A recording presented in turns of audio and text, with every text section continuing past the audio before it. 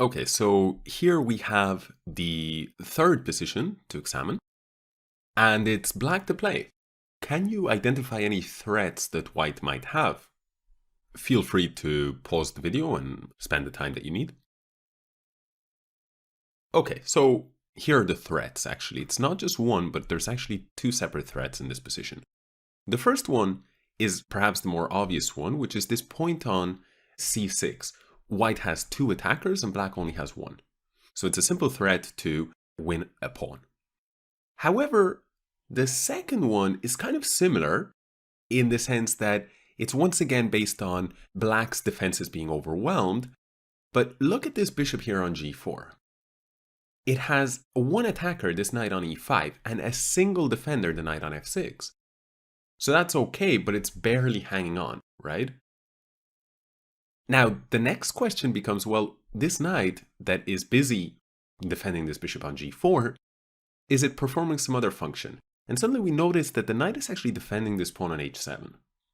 Well, is this pawn on h7 coming under fire? As it turns out, it is, by the battery of the queen and bishop here crashing down on h7.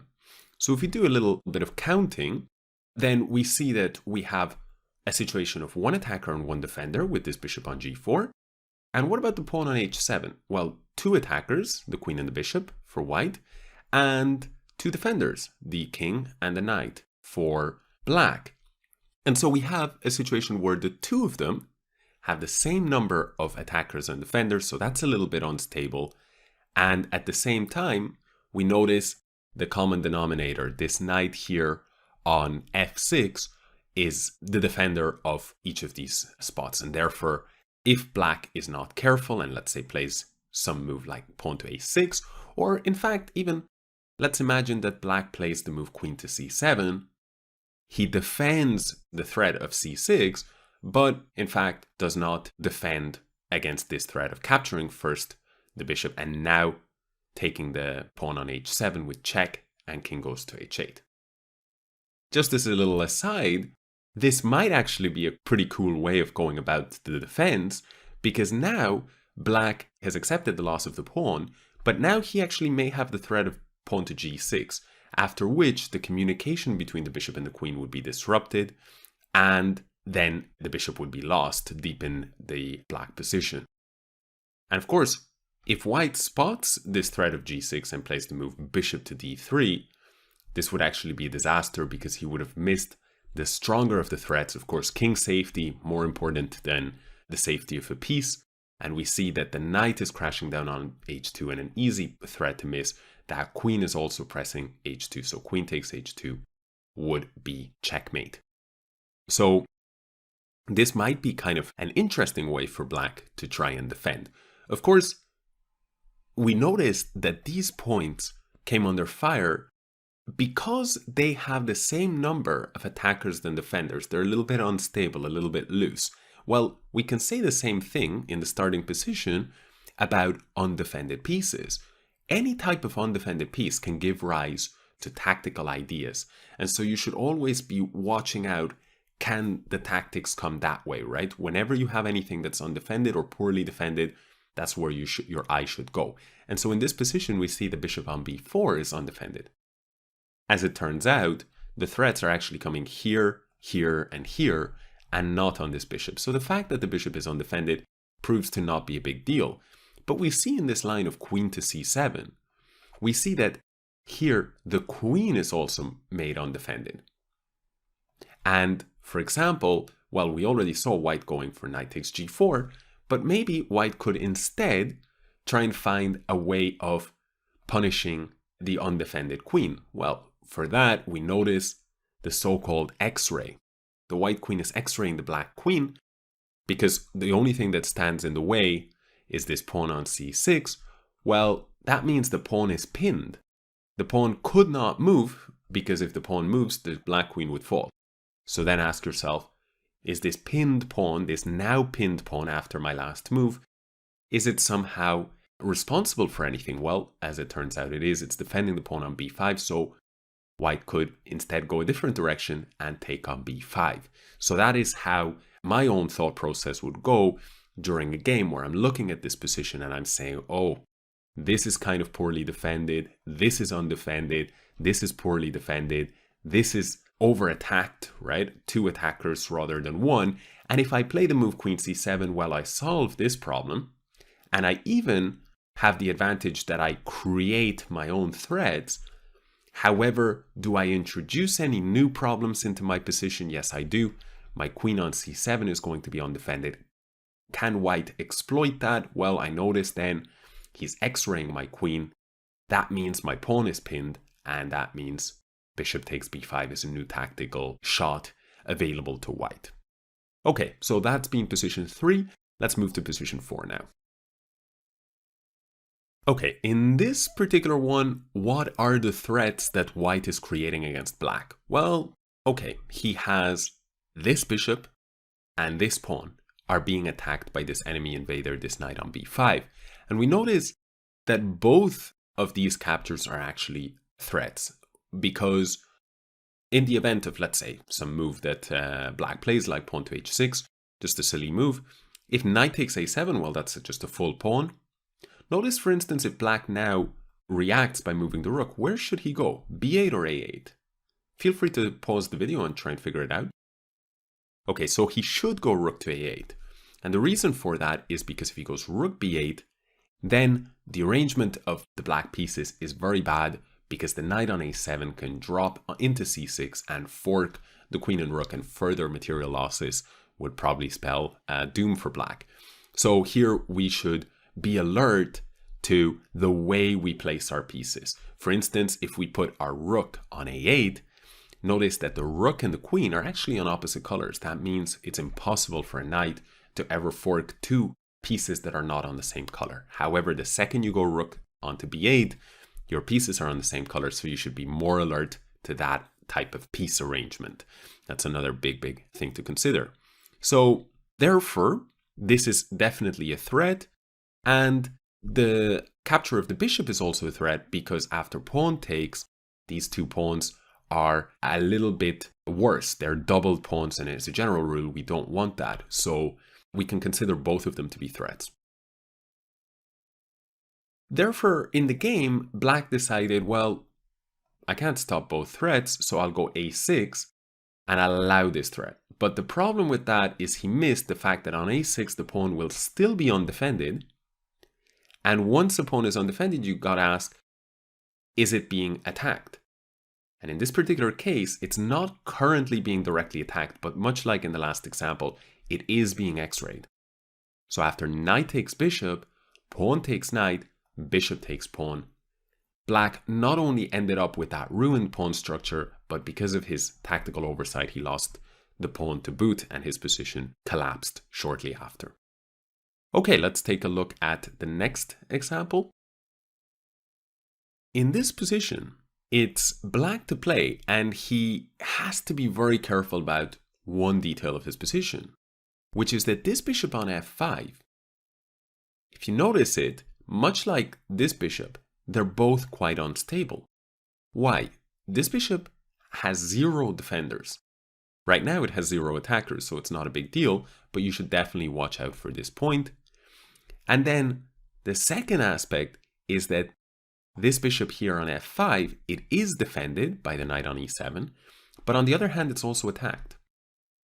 And so this 1:1 ratio of attackers and defenders, you got to watch out for, because either white can put more attackers on this bishop and then you immediately have a threat to deal with, or white can try and challenge the defender of the piece, after which you'll have an undefended piece and that may hang. So in the game, black played the big mistake, rook to e8, overprotecting this knight. However, the problem is that this enabled white to capture this knight on e7, removal of that defender of the bishop on f5, and the problem is now if black captures on e7, then white will take that bishop. That'll be 2 minor pieces for a rook. That's way too much material. So black decided to capture the bishop on d3 instead. But the problem is the concept of an intermezzo. If, for instance, white now captured this bishop, in fact, after black wins the rook, he would be up material. But the problem is that the bishop is hanging And white is able to deal with his own hanging rook very quickly. He's able to just capture the black rook with check. And so black must take the rook. Now it's white's turn again and the bishop falls. And the dust has settled and white has actually emerged a piece to the good. So in fact, it would have been best to simply take that rook on e7 with either the queen or the rook. But after bishop takes f5, 2 pieces for a rook, it's a near losing advantage. So this is not very good. So that shows a couple of important points. The removal of the defender as a concept and the intermezzo, that in-between move before white eventually recaptured on d3. And also it shows that you have to be very careful when a piece is defended only the same number of times as it is attacked.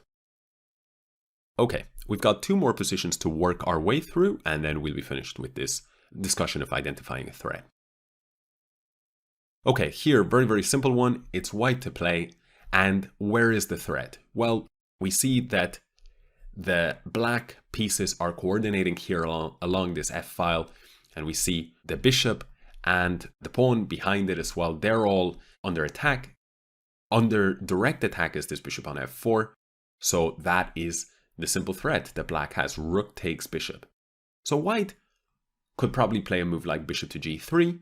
And after rook takes F3, yes, the pawn has fallen. There was nothing to be done about that. But at least the next pawn in line is well defended and the bishop is now well defended, right? So at this point, white could seek to try and take advantage of the weaknesses in the black position. And in fact, there are quite a few. This pawn on c7 is falling with a double attack on that rook and bishop. Especially this bishop, if we notice, 1 attacker and only 1 defender. So queen takes c7 would immediately create a big threat. And if we notice this pawn on d6, 1 attacker, 2 attackers, 1 defender, 2 defenders. So that's a little bit unstable as well. And if we notice the bishop and the rook, that bishop is x-raying all the way to that rook on b8. So in fact, there are a lot of tactical possibilities here for white, and white is in fact better. However, white got greedy and he played this move rook to e4.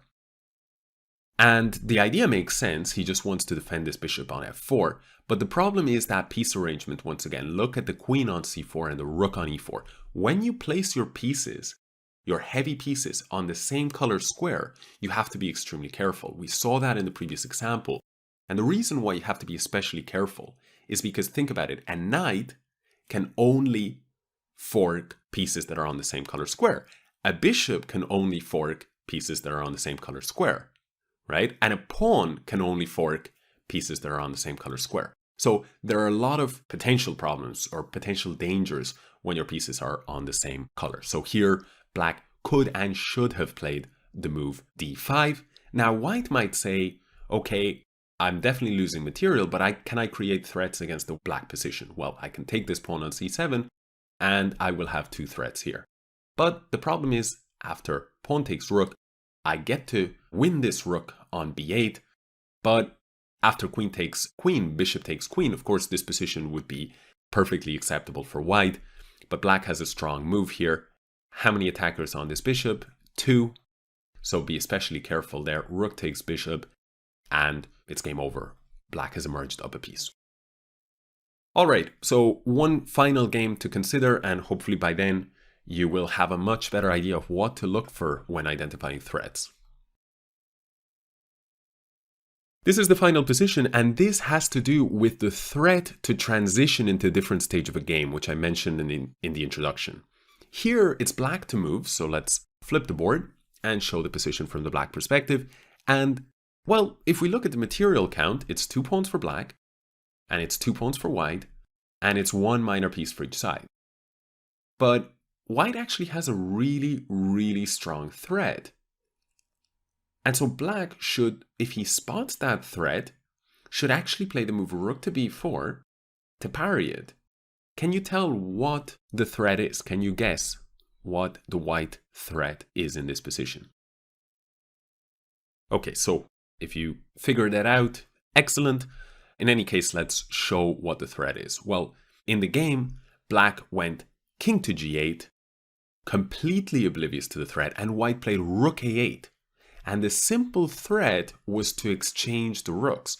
And as it turns out that by exchanging the rooks, this particular type of an endgame with the bishop versus the knight, opposite colored pawns, is actually really, really dangerous for black.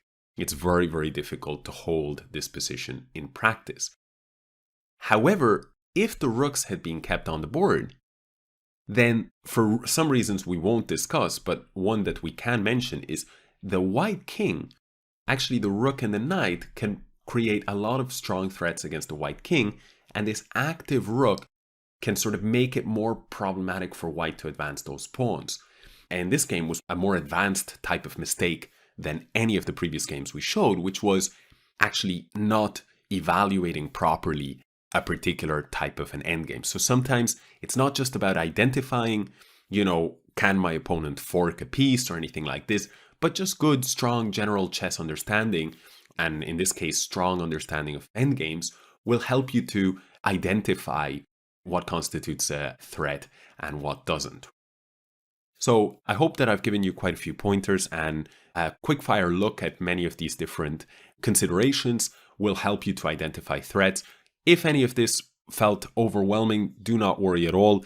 Every topic discussed has specialized videos on them. Every concept mentioned or motif or idea is there in video series, either from myself or from other content creators on the site. So in any case, you will get opportunities to examine these concepts in more detail at your own pace.